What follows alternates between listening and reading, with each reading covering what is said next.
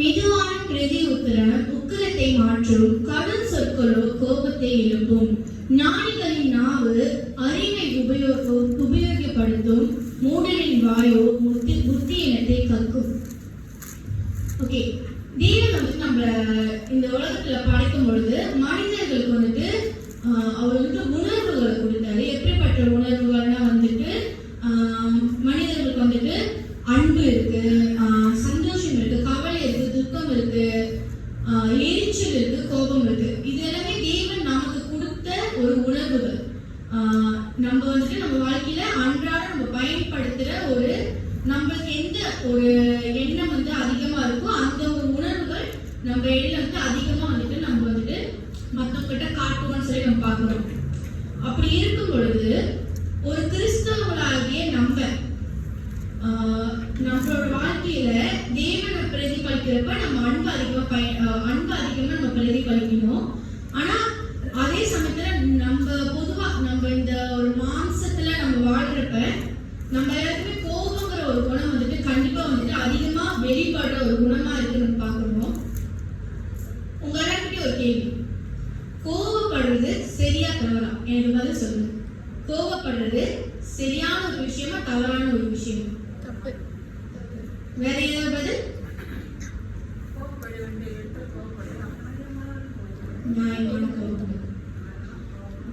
இதுதான் வந்துட்டு இந்த சிறப்பு நம்ம பார்க்கவும் போறோம். எங்க கோபப்படுறோம், எதுக்கு கோபப்படுறோம்ங்கிறது ரொம்ப முக்கியமான ஒரு விஷயமா இருக்கு. அப்படி கோபங்கிற ஒரு விஷயம் நமக்குள்ள அதிகமா இருக்கு, அதை நம்ம பாவத்துக்கு வழி நடத்துனா அந்த கோபத்தை எப்படி ஜெயிக்க போறோம்? எப்படி தேவனுடைய வார்த்தையை வச்சு நம்ம தேவன் என்ன சொல்லி கொடுத்துருக்காரு அதை வச்சு நம்ம எப்படி அந்த கோபத்தை ஜெயிக்க போகிறோங்கிறது தான் வந்துட்டு இந்த சிறப்பு மட்டும் நம்ம பார்க்க போறோம். அந்த வார்த்தையை தான் நான் இன்னைக்கு உங்ககிட்ட பேச போறது இல்லை. தேவன் எனக்கும் உங்களுக்கும் இந்த கோபத்தை எப்படி மேற்கொள்றதுன்னு சொல்லிட்டு நம்ம சொல்லி கொடுக்க போறாரு. சிறப்பு போறதுக்கு முன்னாடி ஒரு சிறு ஜெபம் எடுப்போம். பரமாட்டில் பரமத்தகப்பனே, அப்பா பிதாவே, இயேசப்பா, இந்த நேரத்தை எங்களுக்கு கொடுத்ததாக ரொம்ப நன்றி இயேசப்பா.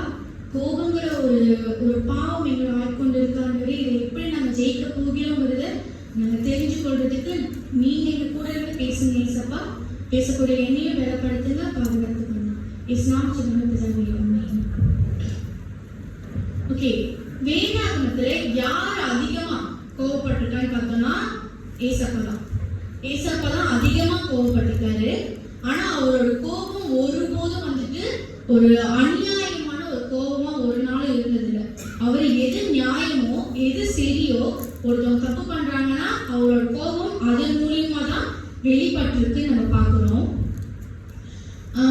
பழைய ஏற்பாட்டுல வந்துட்டு நம்மளுக்கு தெரியும் தேவன் வந்துட்டு கோபம் உள்ள தேவன் சொல்லி நிறைய வசனங்கள் இருக்கு, எரிச்சல் உள்ள தேவன் நிறைய வசனங்கள் இருக்கு. அப்படி இந்த பழைய ஏற்பாட்டுல வந்துட்டு தேவன் வந்து சில பிரமாணங்களை கொடுக்குறாரு. அந்த ஜனங்கள் வந்துட்டு அதை மீறுறாங்க. அப்ப அந்த ஜனங்கள் அதை மீறும்போது தேவனுக்கு கோபம் வருது. என்ன காரணம்னா, என்னோட கட்டளையை மீறுறீங்களே ஒரு காரணம். அதே பக்கத்து வந்துட்டு நான் ஏன் உங்களுக்கு அந்த கட்டளையை கொடுக்குறேன், நீங்க வந்துட்டு உங்களுடைய வாழ்க்கையில நீங்க வந்துட்டு பரலோகத்துக்கு போகணும். இந்த கட்டளையெல்லாம் நீங்க கீழ்படுறப்ப உங்களோட குணங்கள் மாறும். அப்படி நீங்க என்ன போல மாறுவீங்க. அப்படி இந்த பரலோகத்துக்கு நீங்க வரும்பொழுது என்னுடைய குணம் உங்களுக்கு இருக்கும். ஆனா அந்த ஜனங்கள் அதை மீறி நடக்கும்போது தேவனுக்கு அதிகமான கோபம் வருது. அந்த கோபம் எப்படிப்பட்ட ஒரு கோபம்னா, ஒரு அம்மா வந்துட்டு பிள்ளை தவறு செய்யும் பொழுது அந்த பிள்ளை எப்படி திருத்துறாங்களோ அதன்படியான ஒரு கோபம், ஒரு அப்பா வந்து எப்படி கண்டிக்கிறாரோ அதன்படியான ஒரு கோபமா அந்த கோபம் இருக்குன்னு பார்க்கிறோம். அப்ப அந்த கோபத்திலயும் நம்ம என்ன பார்க்கிறோம், அன்புதான் இருக்கு. அவர் கோபப்பட்டாலும் நம்ம தப்பான வழிக்கு போயிடக்கூடாது, நம்ம வந்துட்டு நித்திய ஜீவனை விட்டு வெளியே போயிடக்கூடாதுன்னு சொல்லிட்டு அந்த அன்புக்காக தான் அவர் கோபப்பட்டிருக்காரு. பழைய ஏற்பாட்டுல தேவனோட கோபம் எப்படிப்பட்டதா இருக்கு இப்ப வரைக்கும் இருந்துட்டு இருக்கு அப்படின்னு பார்த்தோம்னா, ஏசாயா 54வது அதிகாரம் 8வது வசனம். வேற ஒருத்தர் படிங்க. ஏசாயா 54வது அதிகாரம் 8வது வசனம்.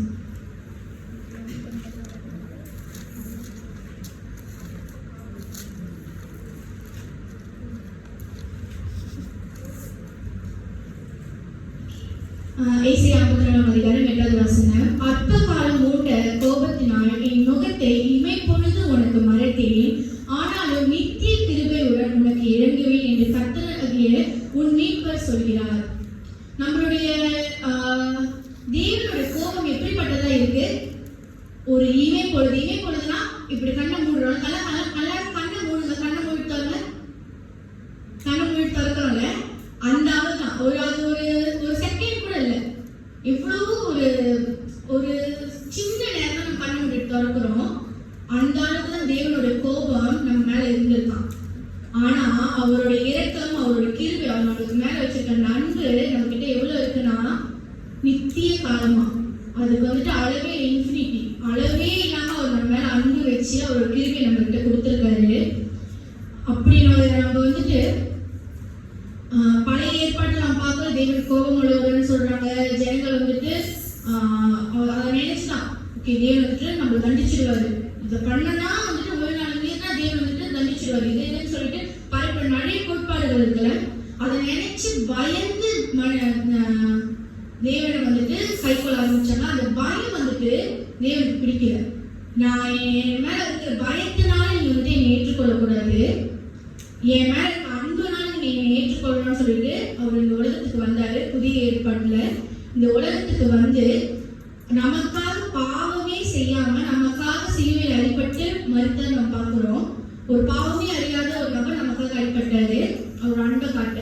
அப்ப புதிய ஏற்பாட்டுல நம்ம எப்படி பார்க்கிறோம்? பழைய ஏற்பாட்டுல பள்ளிக்கு போய் கண்ணுன்னு இங்க ஒரு புதிய ஏற்பாடு ஒரு கண்ணத்தை அறிஞ்ச மறு கண்ணத்தை காட்டும். அப்ப அது அப்படியே மாறுது. கோபத்தினால அவங்கள வந்துட்டு மாற்றணும், நம்மளோட குணத்தை மாற்றணும்னு நினைச்சாரு. ஆனா அது பயமா மாறினப்ப அன்பை காட்டுற தேவன் அவரோட அன்பு மூலியமா அந்த கோபத்தை விட்டு நம்மளை வந்துட்டு மாற்றணும்னு நினைக்கிறாரு. நம்மளும் ஒரு பாவம் செய்யறப்போ, தப்பு செய்யறப்ப நம்ம மனசுல வந்து நம்ம ஐயோ இந்த தப்பு நம்ம செஞ்சுட்டோம்னா தேவன் வந்துட்டு நம்மள மன்னிக்க மாட்டாரு. நம்ம வந்துட்டு அப்படி பயத்தினால நம்ம மனத்திற்கு வரக்கூடாது. அவரோட அன்பு, அவர் நமக்காக அடிப்பட்ட அந்த சிலுவையின் காட்சியை நினைத்து அதை நினைச்சு நம்ம மனத்திற்கு கூடியவங்களா இருக்கணும்னு நம்ம பார்க்கிறோம். ஓகே, நம்மளுக்கு ஏன் வந்துட்டு கோபம் வருது? கோபம் வந்துட்டு அந்த கோபத்தை எப்படி அடக்கிறது அப்படிங்கறதான் இன்னைக்கு நம்ம பார்க்கணும். முதல்ல கோபங்கிறது வந்துட்டு ஒரு பாவம். அந்த பாவத்தை செய்யறவங்க பரலோகத்துக்கு போக முடியாதுன்னு தேவவசனமே இருக்கு. ஆனா நம்ம முதல்ல பார்த்தோம், நம்மளுக்கு தேவன் உணர்வுகள் கொடுக்குறாரு. அன்பு, சந்தோஷம், கோபம், இந்த எல்லா பொருளும் தேவன் தான் கொடுக்குறாரு. ஆனா வேத வசனம் சொல்லுது கோபங்கிறது ஒரு பாவம். அந்த வசனத்தை நம்ம பார்ப்போம். கலாத்தியர் 5ஆம் அதிகாரம் 19-21 19வது வசனம். மாம்சத்தின் கிரியைகள் வெளியரங்கமா இருக்கின்றன, இவையானவைகள் விபச்சாரம், வேசித்தனம், அசுத்தம், காம விகாரம், விக்கிராராதனை, பில்லி சூன்யம், பகைகள், விரோதங்கள், வைராக்கியங்கள், கோபங்கள், சண்டைகள், பிரிவினைகள், மாற்று போதகங்கள், பொறாமைகள், கொலைகள், வெறிகள், களியாட்டுகள் முதலானவைகளை இப்படிப்பட்டவைகளை செய்கிறவர்கள் தேவனுடைய ராஜ்யத்தை சுதந்திரிப்பதில்லை. வேதம் தெளிவா நம்மளுக்கு சொல்லியிருக்கு. அந்த கோபங்கிற குணத்தையே தேவன் தான் கொடுத்தாரு. ஆனா வசனம் இப்படி சொல்லுது, இந்த கோபத்தை நீங்க வந்துட்டு காட்டும் பொழுது நீங்க வந்துட்டு பல்லவ ராஜ்யத்துக்கே போக முடியாது. அதுக்கான ஒரு வித்தியாசம் என்னங்கிறத நம்ம பார்க்கணும். இப்ப வேதம் இப்படி சொல்லிடுச்சுல, எப்படி வந்து நம்ம வந்துட்டு இதை மேற்கொள்றது? நமக்குள்ள கண்டிப்பா இந்த வசனங்கள்லாம் நம்ம பார்க்கிறோம்ல, இது எல்லாமே நமக்குள்ள இருந்துகிட்டே தான் இருக்கு. நமக்குள்ள ஒரு வெறுப்பு இருக்கு, சண்டைகள் இருக்கு, பிரிவினைகள் எல்லாமே நமக்குள்ள இருந்துகிட்டே தான் இருக்கு. இப்படிப்பட்ட இந்த குணத்தை நம்ம எப்படி மேற்கொள்றதுன்னா, அதே அதிகாரத்துல 24 வசனம், கிறிஸ்துவினுடையவர்கள் தங்கள் மாம்சத்தையும் அதன் ஆசை இச்சைகளையும் சிலுவையில் அடைந்திருக்கிறார்கள். நம்ம உண்மையான ஒரு கிறிஸ்தவர்களா இருக்கிறோம்னா நம்மளுடைய இந்த மாம்ச இச்சைகள், இந்த படிச்ச அந்த இதெல்லாமே இருக்குல்ல, இதெல்லாமே மாம்ச குணங்கள் தான். இந்த மாம்ச குணங்களை சிலுவையில் அறையணுமா? சிலுவையில் அறையிறதுன்னா தேவன் கிட்ட அதை ஒப்பு கொடுத்து இதை நம்ம வந்துட்டு விட்டு விடணும். இந்த பாவ குணத்தை வந்துட்டு நம்ம வந்துட்டு விட்டு விடும் பொழுது தேவன் வந்துட்டு நம்மள வழிநடத்தக்கூடியவரா இருக்கிறாரு, நம்மளுக்கு பலன் கொடுக்கக்கூடியவரா இருக்கிறாரு நம்ம பார்க்கணும். ஓகே, வேதாகமத்துல வந்துட்டு கோபப்பட்டவங்க மனிதனா நிறைய பேர் இருக்கிறாங்க. சில பேர் நம்ம பார்ப்போமே, மோசே வந்துட்டு அவருடைய வாலிப காலத்துல அவர் வந்துட்டு மோசே தேவன் சொல்றாரு, எனக்கு பிரியமானவன் என்று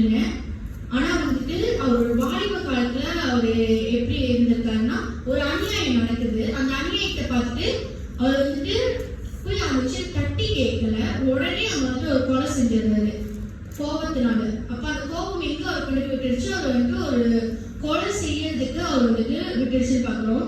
ஆரம்பத்திலேயே, உலகத்தோட ஆரம்பத்திலேயே நம்ம பார்த்தோம்னா காயின் ஆபேல். காயினுக்கு வந்துட்டு ஆபேல் மேல இருந்த அந்த பொறாமையினால எப்படி என்னை விட ஆபேல் அதே ஆசீர்வதிக்க முடியுங்கிற அந்த பொறாமை குணத்தினால, அந்த கோபத்தினால ஆபேலை கொலை செஞ்சிட்டாரு. அடுத்து பார்த்தோம்னா யாக்கோபு ஏசா. யாக்கோபு ஏசா வந்துட்டு சகோதரர்கள். இவங்க வந்துட்டு அவங்களுக்குள்ள இந்த ஒரு மன வருத்தத்தினால பல வருஷம் பேசாம பிரிஞ்சே இருந்தாங்கன்னு பார்க்கணும். அப்போ இந்த மாதிரி நிறைய விஷயங்கள், அந்த கோபத்தினால இந்த மாதிரி நிறைய விஷயங்கள் வந்துட்டு வேதாகமத்துல நம்ம நிறைய இருக்குன்னு பார்க்கிறோம். இப்படிப்பட்ட கோபங்கள் எப்படி நம்ம மற்றவங்க கிட்ட காட்டுறோம்? 4 விஷயம் மூலியமா, ஒரு 4 விதத்துல கோபங்கள் வந்து நம்ம வந்துட்டு மற்றவங்க கிட்ட காட்டணும். முதல் விஷயம் வந்துட்டு யார் மேல நம்மளுக்கு கோபமோ அவங்க கிட்ட காட்ட மாட்டோம். இப்போ வந்து ஒரு கணவன் மனைவி கூட சண்டைனா, மனைவி வந்துட்டு கணவன் மேல கோபம் இருக்காங்கன்னா அவங்க வந்துட்டு பிள்ளையை போட்டு அடிப்பாங்க. அந்த பிள்ளைக்கு ஏன் அடி வாங்குறோன்னே தெரியாது. அப்ப அப்படி இருக்கிற சமயத்துல வந்துட்டு பிள்ளையை போட்டு அடிச்சு அவங்களோட கோபத்தை வந்து அவங்க தீர்த்துப்பாங்க.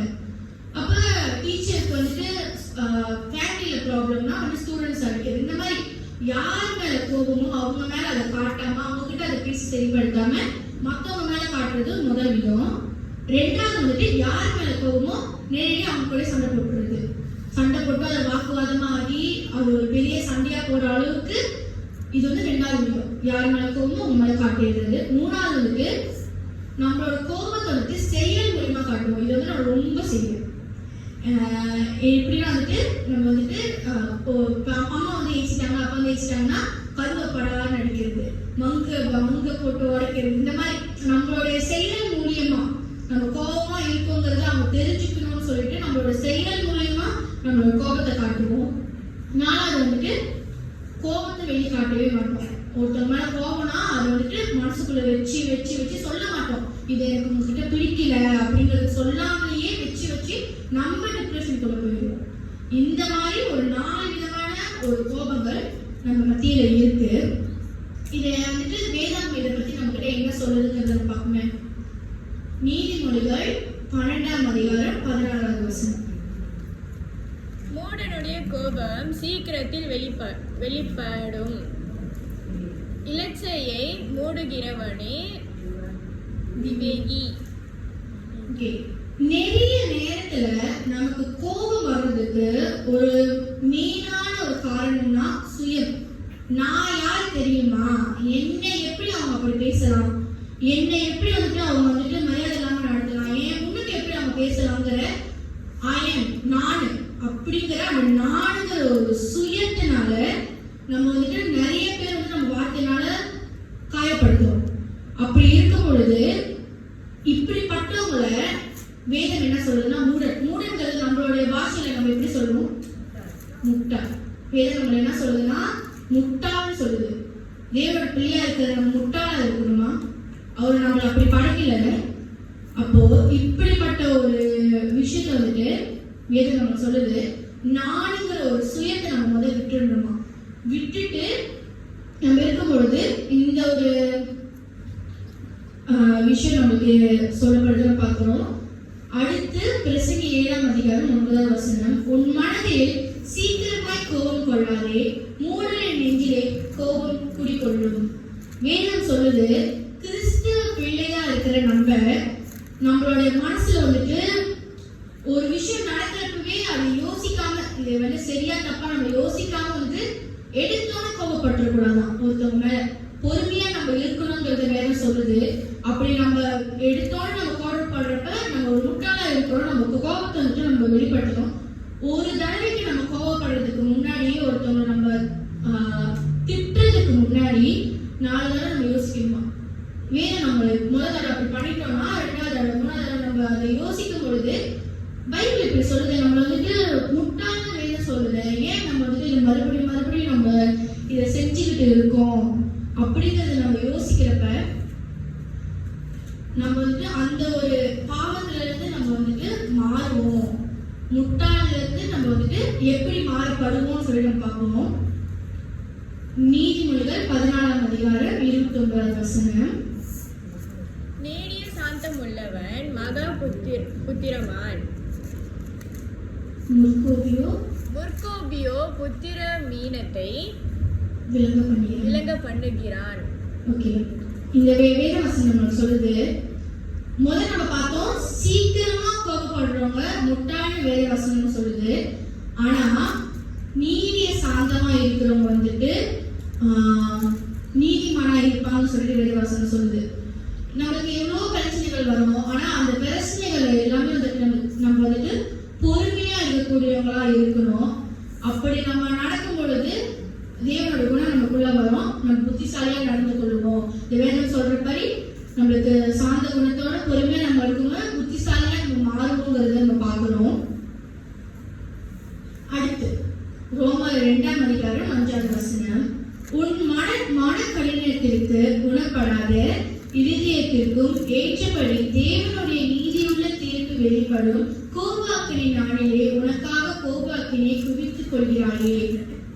இந்த வசனம் என்ன சொல்ல, அந்த முதல் அந்த வசனங்கள் நம்ம படிக்கும் பொழுது நம்மளுடைய வாழ்க்கை வந்துட்டு எப்படி இருக்குன்னா, ஒருத்தவங்களை பார்த்தாலே நம்மளுக்கு எரிச்சல் வருது.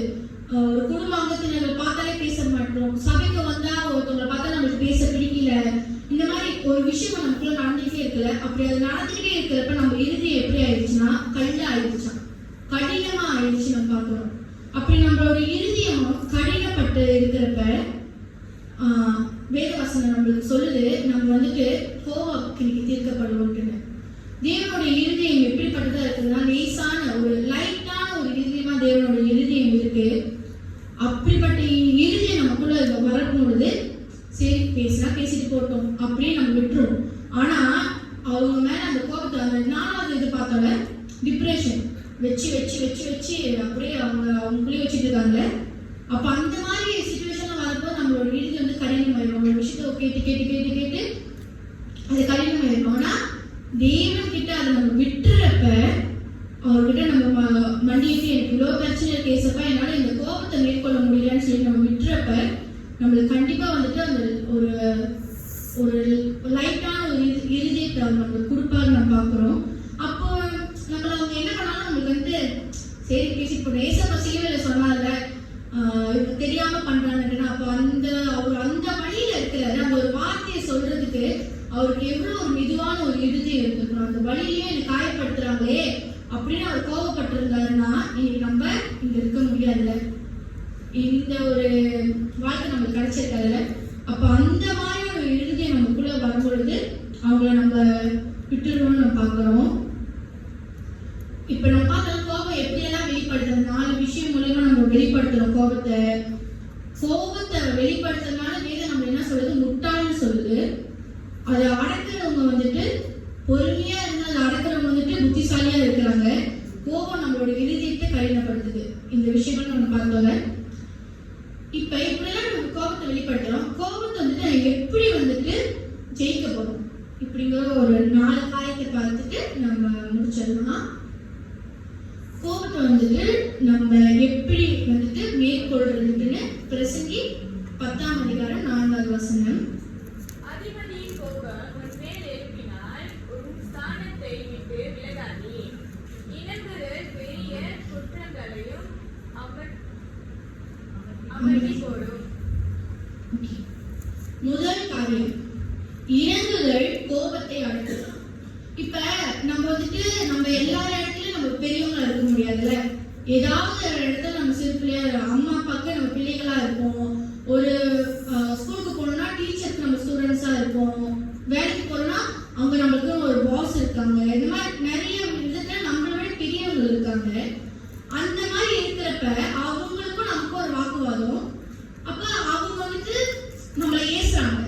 நம்மளை ஏசுறப்ப நம்மளும் மீறிக்கிட்டு, இப்ப ஸ்டூடெண்ட் டீச்சர் வந்து ஸ்டூடெண்ட் ஏசுறாங்கன்னா அடிக்கிறாங்கன்னா மீறிக்கிட்டு ஸ்டூடெண்ட் வந்து டீச்சர் அடிச்சா அது எவ்வளவு தப்பான ஒரு விஷயமா இருக்கும். எவ்வளவு ஒரு என்ன பிள்ளை வளர்த்துருக்காங்க, அந்த மாதிரிலாம் வந்து நிறைய விஷயங்கள் வரும்ல. அப்ப இந்த மாதிரி ஒரு நம்ம ஒரு இடத்துல நம்ம கீழே இருக்கிறவங்க நமக்கு மேல ஒருத்தவங்க இருக்காங்க, அவங்க கீழ்ப்படி வேண்டியது நம்மளோட கடமை. அதுதான் வேதமும் சொல்லுது. அப்படிப்பட்ட ஒரு காரியத்துல முதல் விஷயம் இணங்குதல் கோபத்தை அடக்கும். பொறுமையா போறது, அவங்களுக்கு முடிஞ்ச அளவுக்கு பொறுமையா சொல்லி புரிய வைக்க பார்ப்போம். இல்லைன்னா அவங்க வந்துட்டு தேவனோட சமூகத்துல நம்ம விட்டுடணும். நம்மளுக்கு இது எல்லாமே வந்துட்டு ஒரு ஒரு விஷயத்த தான் நம்ம செய்யணும். தேவனோட சமூகத்துல நம்ம விடுறது தான். அப்ப இந்த ஏன்னா நம்மளுக்கு கோபங்கிறது வந்துட்டு நம்மளால மேற்கொள்ள முடியாத ஒரு இது. அது வந்துட்டு நம்மளுக்கு மேல நம்ம திட்டிக்கிட்டே இருக்கும்போது கண்டிப்பா நம்ம கோபம் வந்துடும், ஏதாவது பேசிடுவோம்ல. அப்ப அது கடைசி நம்மளுக்கு ஒரு பிரச்சனை முடியும். வேலையை நம்ம பாஸ் எதிர்த்து பேசினா நமக்கு வேலையே போயிடும். அப்ப இந்த மாதிரி ஒரு விஷயங்கள்ல நம்ம வந்துட்டு இணங்கி போறதுல, அடங்கி போறதுல, பொறுமையா இருக்கிறதுல தப்பே இல்லைன்னு சொல்லி நம்ம பார்க்கணும். அடுத்த காரியத்துக்கு போவோம். நீதிமொழிகள் 16ஆம் அதிகாரம் 14வது வசனம். ராஜாவின் கோபம் மரண தூதருக்கு சமானம். ஞானம் உள்ளவனோ அதை ஆற்றுவான். ரெண்டாவது விஷயம், முதல் விஷயம் வந்துட்டு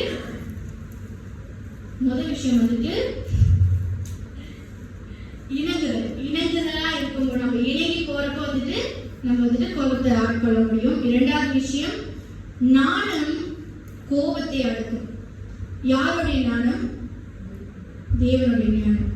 தேவன் கிட்ட இருந்து நம்ம ஞானத்தை கேட்டு வாங்கும் பொழுது அவருடைய நம்மளுக்கு எவ்வளவு நம்மளுக்கு கண்டிப்பா இந்த மாதிரி நம்மளோட சிச்சுவேஷன் சொன்னல அந்த மாதிரி இருக்கும்போது இவங்களுக்கு எப்படி சொல்லி கொடுக்கணும்? அவங்க தப்பு பண்றாங்க, எப்படி இவங்க சொல்லி கொடுக்கணும்? நம்மளோட மேல இருக்கிறாங்க, இவங்க நம்ம எப்படி பேச முடியும்? ஆனா நம்ம தேவனோட ஞானத்தை கேட்கும் பொழுது, அவர்கிட்ட ஜெபம் பண்ணி அவரோட ஞானத்தை நம்ம கேட்கும் பொழுது, அதை பெற்றுக்கொள்ளும் பொழுது அவங்க கிட்ட எப்படி பேசலாம், எப்படி அவங்க புரிஞ்சுப்பாங்க அப்படிங்கிற ஒரு ஒரு அறிவை நம்மளுக்கு அவர் கொடுப்பாரு. அந்த ஞானத்தை நம்ம கொடுத்து அதை வந்துட்டு எப்படி அந்த காரியத்தை நம்ம மேற்கொள்ள முடியுங்கிறத அவர் வந்து நமக்கு சொல்லிக் கொடுப்பாரு. நம்ம பார்க்கணும். முதல் விஷயம் இணங்குதல் கோபத்தை அடக்கும். இரண்டாவது விஷயம் தேவனோட ஞானத்தை நம்ம கேட்டு பெற்றுக்கொள்ளணும். அப்படி நம்ம பெற்றுக்கொள்ளும் பொழுது கண்டிப்பா இந்த மாதிரி விஷயங்கள்ல இருந்து, இந்த கோபத்துல இருந்து நம்மளை அடக்கி அவங்க கிட்ட பேசி எப்படி அது வந்து ஒரு சபையில பிரச்சனை இருக்கு, ஒரு குடும்பத்துல பிரச்சனை இருக்குன்னா நம்ம அதை பத்தி ஆர்ப்பாட்டம் பண்ணி நம்ம வந்துட்டு அந்த விஷயத்தை வந்து மேற்கொள்ள முடியாது. அவர் மேற்கொள்ளனா அது கண்டிப்பா ஒரு தப்பான விஷயத்துல போயிடும். ஞானமா அவங்க கிட்ட எப்படி பேச அந்த விஷயத்துல பேசி அவங்க வந்துட்டு நம்ம சொல்ற அந்த வரை கொண்டு வர முடியுங்கிறத நம்ம வந்துட்டு தெரிஞ்சுக்கணுமா, அதுக்கு தேவன்கிட்ட நம்ம கேட்டதான் அதை நம்ம பெற்றுக்கொள்ள முடியும்னு பார்க்கிறோம். நீதிமொழிகள் 14ஆம் அதிகாரம் 29வது வசனம். நீதியை சார்ந்தமுள்ளவன் மகா புத்திமான், முற்கூபியோ புத்தி இனத்தை விளங்க பண்ணுகிறான். இந்த வசனம் முதல்ல நம்ம பார்த்தோம்ல, இதுதான் சாந்தமுள்ள ஆவியை கோபத்தை அடக்கும். இந்த சாந்தமுள்ளங்கிற ஆவி வந்துட்டு யாருடைய ஆவியா இருக்கு? பரிசுத்த ஆவியானவர், தேவனுடைய ஆவி. வேதவசனங்கள் சொல்றதுல அவர் வந்துட்டு சாந்த குணமுள்ளவரா இருக்காரு, பொறுமை உள்ளவரா இருக்கிறாரு. முதல் அந்த சிலுவையின் காட்சியை நம்ம பார்க்கிறோம். அவருடைய சாந்த குணம் எந்த அளவுக்கு இருந்திருந்தா அவர் வந்துட்டு இவங்க தெரியாம பண்றாங்கன்னு அந்த ஒரு வார்த்தை வர முடியும். அப்ப இந்த மாதிரியான தேவனுடைய சாந்த குணத்தை நம்ம ஜெபம் பண்ணி கற்றுக்கொள்ளணும். அதை வந்துட்டு நம்ம வந்துட்டு ஒரு நாள்லாம் வந்து அது கண்டிப்பா நம்ம வாழ்க்கையில நம்ம எவ்வளவோ அடிபட்டு வந்தாதான் அந்த சாந்த குணம் நம்மளுக்கு கிடைக்கும். நம்ம கண்டிப்பா ஆரம்பத்தை நம்ம எடுத்தோன்னே ரொம்ப பொறுமையா போறப்ப நம்மளால அது ரொம்ப கஷ்டமா இருக்கும். எப்படி இது முடியும்? நம்மள இவ்வளவு கஷ்டப்படுத்துறாங்க, இவ்வளவு இழிவுபடுத்துறாங்க, நான் பொறுமையா போனா என்ன உலகம் முட்டான்னு சொல்லுவேன் அப்படிங்கிற எண்ணம் நம்மளுக்கு வரும். ஆனா இந்த ஒரு சாந்த குணத்தை நம்ம பிராக்டிஸ் பண்ணும்போது நம்ம லைஃப்ல பண்ணிக்கிட்டே நம்ம வந்தோம்னா ஒரு கட்டத்துக்கு மேல அது வந்து நம்மளுக்கு அந்த ஒரு பேசப்போட அந்த நிலைமைக்கு நம்ம தெரியாம பண்றாங்க, மன்னிச்சு விட்டுருவோம். அந்த ஒரு நிலைமைக்கு நம்ம வரக்கூடியவங்களா போயிடுவோம். கண்டிப்பா வந்துட்டு இந்த சாந்த குணத்துக்காகவும் நம்ம வந்து தேவனுடைய ஜெபம் செய்யக்கூடியவங்களா இருக்கணும். அடுத்த 4வது காரியம் எபேசியர் 4ஆம் அதிகாரம் 26வது வசனம். நீங்கள் கோபம் கொண்டாலும் பாவம் செய்யாதீர்கள், சூரியன் அஸ்தமிக்கிறதுக்கு முன்பாக உங்கள் எரிச்சல் தனியை கழுவது. 4வது காரியம் வந்து சூரியன் அஸ்தமிக்கிறதுக்கு முன் கோபம் தனியை வேண்டும். நம்ம வந்துட்டு இப்ப இந்த முதல் இந்த வசனத்துல போட்டுக்கல, நீங்க வந்துட்டு கோபம் கொண்டாலும் பாவம் செய்யாதீங்க. வேதம் சொல்றது கோபமே பாவம் தான். இந்த பாவம் தான் நீ பரலோகத்துக்கு போக மாட்டேன்னு முதல் ஏசப்பா தான் அந்த கோபத்தை படைச்சாரு. அந்த கோப உணர்வே ஏசப்பா தான் படைச்சாரு. தேவனும் அதிகமா கோபப்பட்டிருக்காரு. அடுத்து நம்ம பார்க்கிறோம், கோபப்பட்டனா நீ பாவம் செஞ்சுட்டு நீ பரலோகத்துக்கு போக மாட்டேன். இதோட டிஃபரன்ஸ் நம்ம தெரிஞ்சுக்கணும். இதுக்கு என்ன வித்தியாசங்கிறத நம்ம தெரிஞ்சுக்கணும்.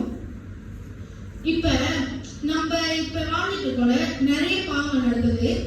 இப்ப ரீசெண்டா கூட சோசியல் மீடியா காரணாலே வந்துட்டு வெளிநாட்டுல நம்ம நிறைய கேட்டிருக்கோம். நிறைய ரேப் கேசஸ், நிறைய கொலை, இந்த மாதிரி நிறைய விஷயங்கள் நம்ம கேட்டுட்டு இருக்கோம். இப்ப நம்மளுடைய பக்கத்துலயே சுனேஸ்புட்லயே ஒரு பிள்ளைய 10 வயசு ஒரு சின்ன பையனை ரேப் பண்ணி கொலை பண்ணிட்டாங்க. ஒரு படிக்கிற ஒரு பையன், Form 3 படிக்கிற பையன் கூட படிக்கிற பிள்ளைய ரேப் பண்ணிட்டான். இந்த மாதிரி நிறைய விஷயங்கள் நம்ம எங்கேயோ வெளி இடத்துல எல்லாம் கேட்டுட்டு இருக்கோம். ஆனா நம்ம மத்தியிலே, நம்ம நாட்டிலே, நம்ம கூட இருக்கிறவங்க கிட்டே நடந்துட்டு இருக்கு நிறைய. அப்போ இந்த மாதிரி விஷயங்கள் நம்ம கேட்கும் பொழுது நம்மளுக்கு கண்டிப்பா மனசுல வந்துட்டு ஒரு கோபம் வரணும், ஒரு ஆதங்கம் வரணும். அதுக்காக வந்துட்டு நான் சொல்லல, நீங்க போயிட்டு ஒரு விஷயத்த நீங்க அநியாயத்தை பாத்தீங்கன்னா நீங்க சண்டை போடுங்க அப்படிலாம். தட்டி கேட்க முடிஞ்சா தட்டி கேட்க, இல்லைன்னா அது தேவன் கிட்ட சொல்லி அதுக்காக நம்ம ஜெபம் பண்ணணும். அது அந்த ஒரு விஷயத்தை கேட்டு நம்ம பேசாதானே இல்லை, அந்த மாதிரி நினைச்சோன்னா அது மிகப்பெரிய ஒரு பாவமா இருக்கு நம்ம பாக்குறோம். அப்படி ஒரு எண்ணம் நமக்குள்ள இல்லாம இந்த மாதிரி விஷயத்தை கேட்கும்போது நம்ம மனசு வந்துட்டு கண்டிப்பா ஒரு கோபம் நமக்கு வரணும். எப்படி ஏசப்பா நீங்க இந்த மாதிரி விஷயம் நடக்குது, இந்த மாதிரி விஷயம் நம்ம கேள்விப்படும் பொழுது கண்டிப்பா அந்த கோபம் நமக்கு வரும்பொழுது அதை தேவன் கிட்ட சொல்லி நம்ம ஜெபம் பண்றவங்களா இருக்கிறோம். இதுதான் அதோட வித்தியாசம். சும்மா நியாயமே இல்லாத ஏதோ என்ன பேசிட்டாங்க அதுக்காக என்ன எப்படி பேசலாம் நான் அந்த ஒரு சுயத்துக்காக நம்ம ஒருத்தவங்கிட்ட கோவப்படாம நியாயங்களுக்காக நம்ம கோவப்படுறோம். இப்ப நம்ம சுத்தி ஒரு தப்பு நடக்குதுன்னா அதை நம்ம தட்டி கேட்டுட்டோம். ஒருத்தவங்க நம்ம கூட இருக்கவங்களே நம்ம வந்துட்டு திட்டோம், எப்படி நீங்க இப்படிலாம் பண்ணலாம், சபையில சண்டை வந்துருச்சு, ஒரு குடும்பத்துல ஒரு சண்டை வந்துருச்சு அப்படின்னா அப்போ வந்துட்டு நம்ம அந்த விஷயத்த வந்துட்டு அந்த வசனம் சொல்ல சூரியன் அஸ்தமிக்கிறதுக்கு முன்பாக உங்க கோபம் தண்ணி வேணும்னு ஒரு நாள் முழுக்க அதை நம்ம போக விடக்கூடாது. அந்த கோபத்தை வந்துட்டு ஒரு நாள் முழுக்க போக விட்டோம்னா எனக்கு அது ரொம்ப நான் ஃபீல் பண்ணிருக்கேன். நான் சண்டை போட்டுட்டேன் அப்படின்னா எனக்கு அது ரொம்ப கில்ட்டி ஆயிடும். ஐயோ போச்சு நான் சண்டை போட்டுட்டேன், அடுத்த அவங்கள பார்த்து நான் அதை இது பண்ற வரைக்கும் அவங்ககிட்ட அதை சாரி கேட்கிற வரைக்கும் அந்த ஒரு ஃபீல் எனக்குள்ள இருந்துகிட்டே இருக்கும். அந்த மாதிரி ஒரு ஃபீல் நம்ம கிட்ட இருக்குன்னா ஃபர்ஸ்ட் நம்ம கிட்ட பேசிட்டு இருக்காரு நமக்கு அர்த்தம். அந்த ஃபீல் நம்மகிட்ட இல்லாம போச்சுன்னா ஃபர்ஸ்ட் இந்த கோபங்கள் இருந்தோம்னா அந்த பாவம் நம்மள ரொம்ப மூடிடுச்சு, ஃபர்ஸ்ட் அவன் நம்ம விட்டு போயிட்டாருங்கிறத நம்ம தெரிஞ்சுக்கணும். அப்ப இதுதான் அதோட வித்தியாசம். முதல்ல வந்துட்டு நமக்காக ஒரு கோபப்படுறதுங்கிறது நியாயமில்லாத ஒரு விஷயம். ஆனா அநியாயத்துக்காக நம்ம கோபப்படலாம். அப்படி நம்ம கோபப்பட்டுட்டோம், ஒருத்தவங்க நம்ம வார்த்தையினால வந்துட்டு காயப்படுத்திட்டோம் அப்படின்னா அவங்க அந்த கோபத்தை நம்ம வந்துட்டு ஒரு நாள் முழுக்க அதை நீடிக்காம அப்பவே நம்ம அவங்ககிட்ட அதை சாரி சொல்லி அதை முடிச்சிடுறப்ப அந்த ஒரு பிரச்சனை வந்து ஒரு பகையா மாறிடுது. அப்போ அது நம்ம மனசுல வச்சுக்கிட்டே இருந்தா அது பகையாயிடும். வேற சொல்றோம்னா நம்மளோட இறுதியம் கல்லாயிடுச்சுன்னா நம்ம கோபாக்கணிக்கு தீர்க்கப்படுவோங்கிறத நம்ம வந்துட்டு மனசுல வச்சுக்கணும். ஓகே, 4 காரியங்கள் பார்க்கல கோபத்தை நம்ம எப்படி ஜெயிக்கிறதுன்னு. முதல் காரியம் என்ன?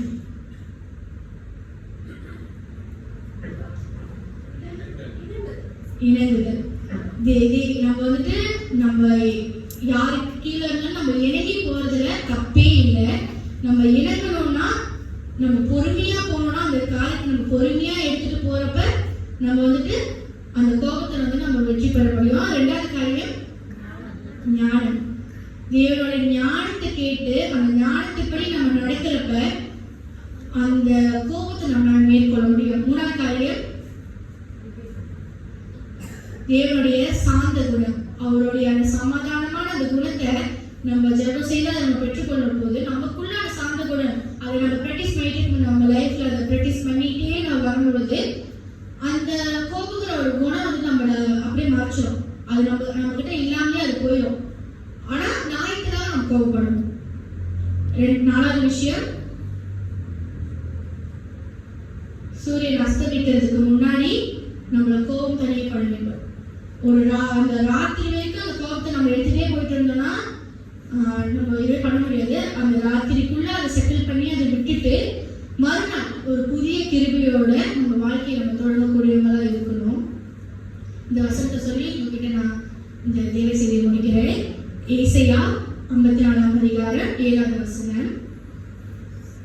இமை போல அப்பொழுது உன்னை கைவிட்டேன், ஆனாலும் உருக்கமான இரக்கங்களினால் உன்னை சேர்த்துக் கொள்வேன். தேவனோட ஆத்மனை பார்த்து தேவனோட கோபம் எப்படி எப்படி இருக்கு? எல்லாரும் கண்ணை மூடுங்க, கண்ணை மூடித்தாங்க.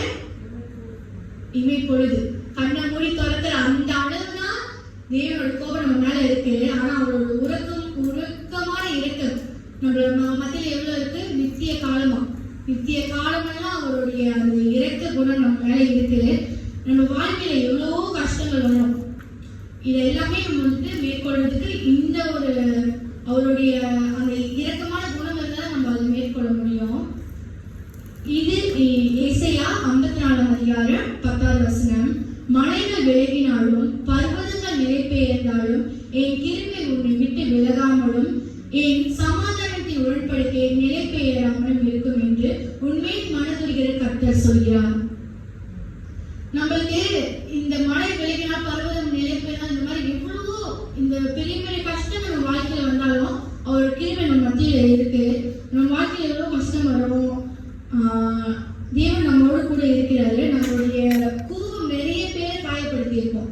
நிறைய பேர் வந்துட்டு நம்ம கோவப்பட்டதுனால உறவுக்குள்ள, சகோதரர்களுக்குள்ள, குடும்பத்தினால, சபையில நிறைய பிரிவினைகள் நம்ம கண்டிப்பா சந்திச்சிருக்கோம் நம்ம வாழ்க்கையில. இந்த ஒரு கோப குணம் பாவத்தை தான் நமக்கு கொண்டு போய் விடுது. ஆனா அவர்கிட்ட நம்ம கேட்டு வாங்கக்கூடிய அந்த ஞானமும் சமாதான குணமும் இணங்குதலும் இந்த மாதிரியான குணங்கள் வந்துட்டு கண்டிப்பா வந்துட்டு நம்ம வந்துட்டு பரலோகத்துக்கு நம்மளை கூட்டி சேர்க்குதுன்னு நம்ம பார்க்கிறோம். வேதம் நம்மளுக்கு கற்றுக் கொடுக்கிற இந்த மாதிரியான குணங்களை நம்ம பயன்படுத்தும் பொழுது அவர் நமக்கு கொடுத்திருக்கிற இந்த சமாதான உடன்படிக்கை, உனக்கு நான் சமாதானத்தை கொடுப்பேன் தேவன் சொல்லியிருக்காருல்ல, அப்படி இருக்கும் பொழுது அவர் கண்டிப்பா நம்ம கேட்டோம்னா நம்மளோட குணத்தை முதல்ல நம்ம விடணும். நம்ம அதை பிடிச்சிக்கிட்டே ப்ரே பண்ணிட்டு இருந்தோம்னா நமக்கு அந்த சமாதானம் நம்மளுக்கு கிடைக்காது, அந்த சந்தோஷம் நம்மளுக்கு கிடைக்காது. இன்னும் நம்ம லைஃப்ல நம்ம கோவப்பட்டுக்கிட்டே தான் இருப்போம். அந்த நம்ம அதை கொஞ்சம் கொஞ்சமா, ஆனா ஒரே நாளே இது நம்மளாம் கண்டிப்பா இதை விட்டுற முடியாது. ஏன்னா இது நம்மளோட பிறவி குணம், நம்மளுக்கு ஆண்டவர் ஆரம்பத்திலே கொடுத்துருக்காரு. ஆனா அதை நம்ம தப்பான வழியில வந்துட்டு உபயோகிச்சுட்டு இருக்கோம்.